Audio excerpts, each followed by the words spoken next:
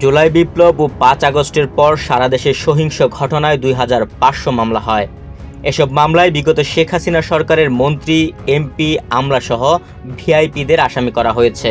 VIP ছাড়াও এসব মামলায় রয়েছে শতাধিক আসামি। যাকে ইচ্ছা তাকে মামলার আসামি করা হচ্ছে। রাজনৈতিক ভিআইপি ছাড়া অন্য আসামিদের কাউকে চেনেন না মামলার বাদীরা। মামলাগুলোর নেপথ্যে যারা রয়েছেন তারা বাদীকে সামনে রেখে এখন সারা দেশে ভিআইপি চাঁদাবাজি শুরু করেছেন। রাজধানীর গুলশান থানার এক মামলা থেকে ৩ জনের নাম বাদ দেওয়ার জন্য ৬ কোটি টাকা চাঁদা দাবি করার অভিযোগ পাওয়া গেছে। ইডেন বে কক্সবাজার সমুদ্র সৈকতের উপর নিজেদের একটি ঠিকানা। মাত্র ৫ লাখ টাকায় আপনিও হয়ে যেতে পারেন এই হোটেলের মালিক।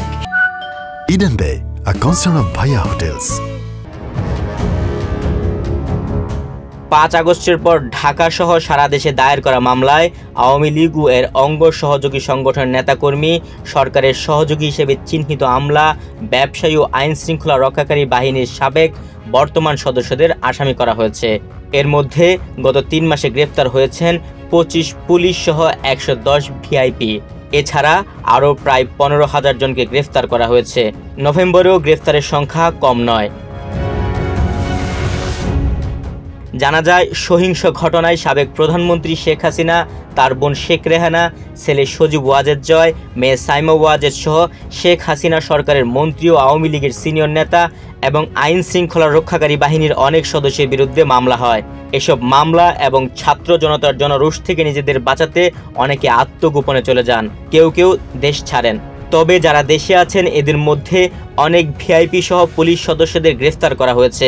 এ পর্যন্ত গ্রেফতারকৃতদের বিভিন্ন মামলায় দফায় দফায় রিমান্ডে এনে জিজ্ঞাসাবাদ করেছে তদন্ত সংশ্লিষ্ট কর্মকর্তারা। মোটা অঙ্কের অথবা ভিআইপি চাঁদাবাজি করার জন্য বিভিন্ন মামলায় অনেক ব্যবসায়ী, বিশিষ্ট ব্যক্তিকে আসামি করা হয়েছে। এর মধ্যে এসব ভিআইপিদের কাছ থেকে বাদীর মাধ্যমে বা অন্য মাধ্যমে মামলা থেকে নাম বাদ দিতে মোটা অঙ্কের চাঁদা দাবি করার অভিযোগ উঠেছে।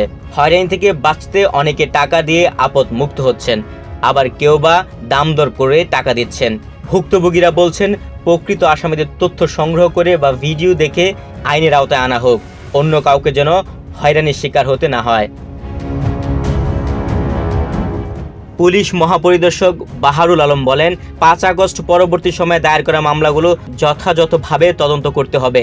কোনো নিরীহ মানুষকে হয়রানি করা যাবে না। নিরীহ কারো নামে মামলা হলেও যথাযথ আইন প্রক্রিয়ার মাধ্যমে তা প্রত্যাহারের ব্যবস্থা করতে হবে। ডিএমপির ডিসি মোহাম্মদ তালিবুর রহমান বলেছেন, আমাদের কাছে সুস্পষ্ট নির্দেশনা আছে যে মামলায় যারা প্রকৃত অর্থে জড়িত তাদের আইনের আওতায় আনা হবে, কাউকে অযথা হয়রানি করা হবে না।